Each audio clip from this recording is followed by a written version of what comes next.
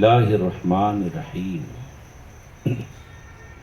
إن الله وملائكته يصلون على النبي يا أيها الذين آمنوا صلوا عليه وسلموا تسليما اللهم صل على سيدنا شفينا ومولانا محمد وعلى آل سيدنا شفينا ومولانا محمد مبارك وسلم صلاة وسلاما عليك يا رسول اللہ.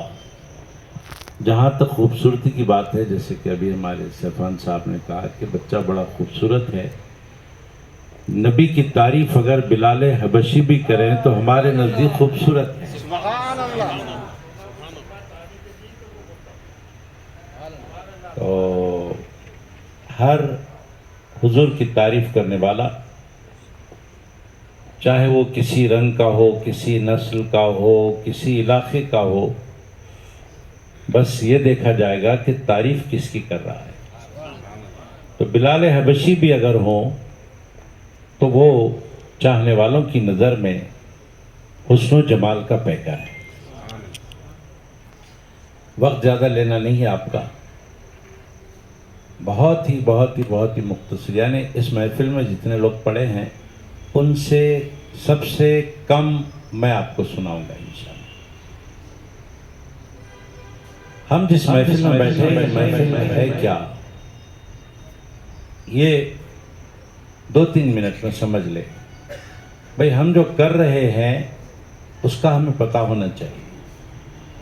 ہم جو کچھ کر رہے ہیں ہمیں پتہ نہیں ہے اور ہم کرتے جا رہے ہیں. ہمیں خود پتہ نہیں ہم کیا کر رہے ہیں. ہم نماز بھی پڑھتے ہیں تو ہم کو نماز کیا ہے وہ جان کر سمجھ کر پڑھنا ہے. روزہ کیا ہے سمجھ کر رکھنا ہے. زکوٰۃ کیا ہے سمجھ کر دینا ہے. حج کیا ہے سمجھ کر کرنا ہے. ویسے ہی محفل نعت میں شرکت کیا ہے سمجھ کر بیٹھنا ہے. پڑھنے والا سمجھ کر پڑھنا ہے، سننے والا سمجھ کر سننا ہے. اگر بے سمجھے بے جانے ایسی محفلیں ہوتی رہیں گی، اس میں پائیداری نہیں ہوتی، استقامت نہیں ہوتی. تو سمجھو کہ ہم کس محفل میں بیٹھے ہیں اور اس محفل کا تعلق کہاں سے ہے اور اس محفل کی اصل کیا ہے. ہو سکتا ہے اس محفل میں کوئی نوجوان بیٹھا ہو، کل صبح اس نوجوان سے کوئی ملے اور کہے کہ آپ نے رات کہاں گزاری. وہ کہے گا کہ میں طاہر صاحب کے مکان پہ محفل نعت شریف تھی، میں اس میں بیٹھا تھا. وہ کہہ دے کہ آپ نے جو وقت گزارا کل رات میں، وہ وقت تمہارا ضائع ہو گیا، وہ وقت اللہ کو ناراض کیا اور تم ایک دین میں نئے کام اور بدعت والے کام میں تم نے مدد کی، لہذا اللہ کے نافرمانوں میں تمہارا نام لکھا گیا. اس وقت ہمارے بچے کے پاس کوئی جواب نہیں رہے گا. وہ سر ہلائے گا اور کہے گا کہ ٹھیک ہے، آئندہ سے میں ایسی محفل میں نہیں بیٹھوں گا. اگر ہمارے بچے کو پتہ رہے کہ ہم کس عظیم محفل میں بیٹھ کر اپنے گھر گئے ہیں، تو کل صبح بجائے خاموش رہنے کے آگے والے کو یہ سمجھانے کے لائق ہو جائے گا. معلوم تو ہو کہ یہ محفل ہے کیا، معلوم تو ہو کہ یہ محفل ہم نے گھڑ لی ہے، ہم نے اپنی خواہش اور مرضی سے بنا لی ہے، یا پھر اس کی کچھ اصل بھی ہے قرآن و حدیث سے. یہ اگر معلوم ہے اور ہم وہ معلوم رکھ کر بیٹھے ہوئے ہیں تو پھر یقین جانیے اس محفل کی عظمت آپ کو ویسے سمجھ میں آئے گی جیسے ایک بہت بڑے عالم دین امام محمد انوار اللہ فاروقی رحمۃ اللہ علیہ بانی جامع نظامیہ کو جو بات سمجھ میں آئی اور جو بات انہوں نے امت کو سمجھایا، وہ سبق آپ پڑھ کر یہاں سے جائیں گے. کیا فرمایا؟ بہت بڑے عالم تھے نا، اتنے بڑے عالم، ان کے شاگرد آج پوری دنیا میں دین کی خدمت کر رہے ہیں. پوری دنیا میں. امام انوار اللہ فاروقی، محب علی پاشا کے استاد، عثمان علی پاشا کے استاد، اعظم جاہ معظم جاہ کے استاد، حیدرآباد کے بڑے بڑے بزرگوں کے استاد. جی کیا فرماتے ہیں معلوم؟ فرماتے ہیں پوری دنیا میں ریاض الجنہ نام کی زمین کا ٹکڑا ایک ہی جگہ ہے. ریاض الجنہ زمین کا ایک ٹکڑا ہے جس کو اللہ کے رسول نے فرمایا کہ یہ جنت کا ٹکڑا ہے. وہ پوری زمین پر ایک ہی جگہ ہے اور وہ مدینہ پاک میں روضہ رسول سے لگا ہوا ہے. سبحان اللہ. جہاں پر جا کر ہم ریاض الجنہ میں 2 رکعت نماز پڑھتے ہیں. اس محفل کی عظمت قرآن و حدیث اور صحابہ کی زندگیوں میں جو نظر آتی ہے اسے دیکھ کر امام انوار اللہ فاروقی رحمۃ اللہ علیہ نے فرمایا یقیناً ایک ہی جگہ ہے ریاض الجنہ، مگر فرماتے ہیں مگر یہ قرآن و حدیث کا نچوڑ بیان فرما رہے ہیں، ماحصل بیان فرما رہے ہیں، نتیجہ بیان فرما رہے ہیں. ایک ہی جگہ ہے ریاض الجنہ پوری دنیا میں، مگر جس جگہ نبی کی نعت کی محفل منعقد ہو، جتنی دیر محفل چلتی رہے گی زمین کا وہ حصہ ریاض الجنہ بنا رہے گا. سبحان اللہ. سبحان اللہ. یہ اتنی اہمیت اس محفل کی آپ کیوں بتا رہے ہیں؟ اس لیے بتا رہے ہیں جہاں ذکر رسول ہوتا ہے وہاں رب کی رحمت کا نزول ہوتا ہے. سبحان اللہ. ہاں حدیث شریف میں آیا ہے ذکر الانبیاء من العبادہ، نبیوں کا ذکر کرو تو عبادت میں شمار کیا جاتا ہے. ہم نبیوں کا نہیں، نبیوں کے سردار کا ذکر کر رہے ہیں. چلیے اس محفل کا تعلق، اس کی اصل کیا ہے؟ کیا 14 صدیوں کے بعد ہمارا دل بولا تو ہم نے یہ محفل لگائی، یا پھر صحابہ کے دور میں بھی یہ محفل ہوا کرتی تھی؟ یہ ہم نے شروع کی یا پھر پہلے سے چلی آ رہی ہے؟ یہ ڈاؤٹ آپ نکال دیں اپنے ذہن سے کہ یہ بات کی ایجاد ہے، بلکہ یہ بات بٹھا لیں یہ صحابہ کے دور سے چلا آ رہا ہے. ایک روایت ہے جس کو بلا تفریق مسلک سب مانتے ہیں. آپ ہم شک کرتے ہیں نا امام کعبہ پر، کعبے کے جو امام ہیں ان پہ شک کرتے ہیں نا ان کے پیچھے نماز ہوتی نہیں ہوتی، ہوتا نا. دیوبندیوں پہ شک کرتے نا کہ یہ ان کا عقیدہ صحیح ہے غلط ہے. اختلافات بہت ہیں آپ کو معلوم ہے، لیکن سوشل میڈیا آپ دیکھتے ہیں، تھوڑا یہ بھی دیکھ لیجئے کہ مکے میں کعبے کا امام خود اس روایت کو پیش کر رہا ہے. سبحان اللہ.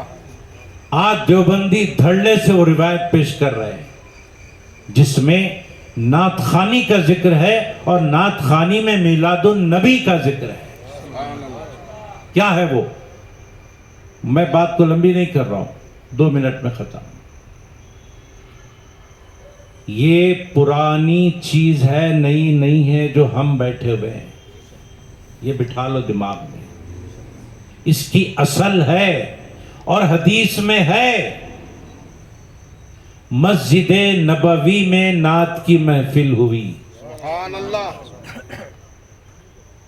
سننے والے صحابہ کی جماعت تھی، سبحان اللہ. پڑھنے والا بھی صحابی رسول حسان بن ثابت. اور یہ سن کر آپ خوش ہو جائیں گے سننے والوں میں سرکار دو عالم بھی موجود. سبحان اللہ. سبحان اللہ. حسان بن ثابت کے لیے اونچی جگہ منبر بنایا گیا، اس پر بیٹھ کر نعت سنائے، اور نعت بھی میلاد النبی کے ذکر والی نعت، جس میں ذکر میلاد النبی ہے۔ سناؤ، خود سرکار فرما رہے، سناؤ حسان۔ اب حضرت حسان بن ثابت سنا رہے، کسی کو اختلاف نہیں ہے، نہ سنی کو اختلاف ہے، نہ وہابی کو اختلاف ہے، سنی وہابی سب مانتے ہیں نشار کو۔ یہ جو شعر میں اب آپ کے سامنے پیش کر رہا ہوں، اس کو سب مانتے ہیں، دیوبندی، سنی، بریلوی، وہابی، اہل حدیث سب مانتے ہیں۔ حسان بن ثابت صحابی رسول کے اشعار، پہلا مصرع، وَأَحْسَنُ مِنْكَ لَمْ تَرَقَتُّ عَيْنِي۔ سبحان اللہ، جی اب جتنے بھی نعت خواہ نعت سنائے، حضور کو تصور میں لا کر سنائے، سبحان اللہ، لیکن حسان بن ثابت آج سے 1400 سال پہلے حضور کو دیکھ کر سنا رہے ہیں۔ سبحان اللہ، مخاطبت ہے، اور نبی کا فریضہ کیا ہے؟ اگر آگے والا غلط بول رہا ہے تو روک دینا، یہ نبی پر فرض ہے، لازم ہے۔ اگر نہیں روک رہے ہیں اللہ کے نبی تو سب صحیح چل رہا ہے ایک معنوں میں۔ وَأَحْسَنُ مِنْكَ لَمْ تَرَقَتُّ عَيْنِي، یا رسول اللہ آپ جیسا حسین و جمیل میں نے دیکھا ہی نہیں۔ سبحان اللہ، سبحان اللہ، وَأَجْمَلُ مِنْكَ لَمْ تَلِدِ النِّسَاءُ، آپ جیسا حسین و جمیل کسی ماں نے پیدا ہی نہیں کیا۔ سبحان اللہ، خلقت مبرأ من کل عیب، آپ ہر عیب اور نقص سے پاک پیدا کیے گئے۔ سبحان اللہ، کأنک قد خلقت کما تشاء، یا رسول اللہ آپ جیسا پیدا ہونا چاہتے تھے، اللہ نے آپ کو ویسے ہی پیدا کیا۔ سبحان اللہ، سبحان اللہ، یہ نعت کے شعر ہیں۔ اب یہ سن کر سرکار یہ نہیں فرمائے کہ اے حسان تم نے مجھے بے عیب کہا، ارے بے عیب تو خدا کی ذات ہے، ایسا مت کہو، نہیں، بلکہ سرکار نے فرمایا حسان تم جب تک نعت پڑھ رہے تھے میں دیکھ رہا تھا کہ جبریل تمہاری مدد کر رہے تھے۔ سبحان اللہ، تو نعت خواں کی مدد جبریل امین کرتے ہیں۔ جی اب حضور بے عیب، یہ بات سمجھ میں اگر نہیں آتی تو سمجھ لیجئے یقیناً اللہ بے عیب ہے، رسول بھی بے عیب ہے۔ اللہ بے عیب ہے خود سے، اس کو بے عیب کسی نے بنایا نہیں۔ رسول بے عیب ہے خدا کے بنانے سے، سبحان اللہ، خدا نے بے عیب بنایا ہے۔ بس میں الگ سے نعت شریف آپ کو نہیں سنا رہا ہوں، حسان بن ثابت کے شعر آپ کو میں نے سنا دی۔ اب آج 29 تاریخ ہے چاند کی، اور پیران پیر سے اس کی نسبت ہے۔ آپ 2-4 شعر پیران پیر کے سن لیں، اس کے بعد بات ختم۔ وہ بھی میں اپنے نہیں سناؤں گا، حضرت محمد عبد القدیر صدیقی رحمت اللہ علیہ کے اشعار سناتا ہوں۔ لگاؤ۔ چراغ خانہ زہرا خود پہ ربانی گلے شاداب گلزار محمد غوث سمدانی گلے شاداب گلزار محمد بہت ڈھونڈا نہ پایا مثل تیرا ساری دنیا نے تیری سیرت ہے آسانی تیری صورت ہے لاسانی تیری سیرت لاسانی تیری صورت ہے لاسانی گلے شاداب گلزار محمد ولایت جس کو ملتی ہے تو ملتی ہے تیرے در سے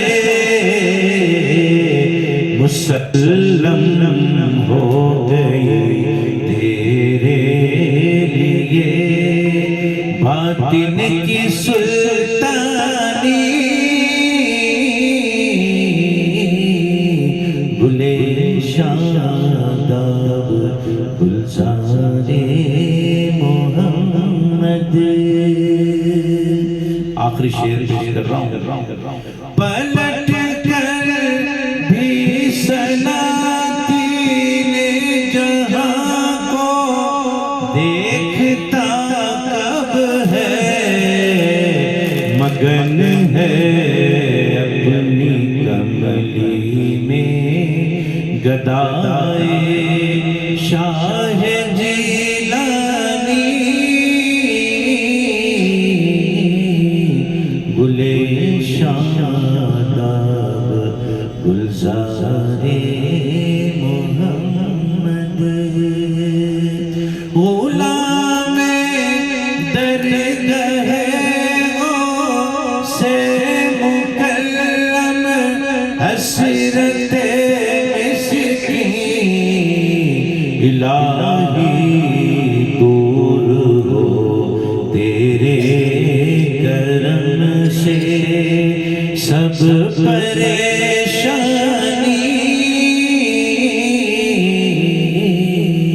الہی دور ہو تیرے کرم سے